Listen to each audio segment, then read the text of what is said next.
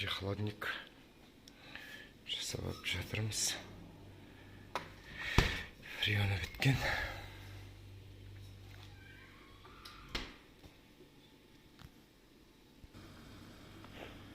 Бұның фреон біту себебі радиатордың астына кеткен труба бар ма? Содан утечка шығып кеткен. Суға малынып тұрады постоянно себебі. Соны ауыстырып, заправкасын жасап жатырмыз. 134 фреон.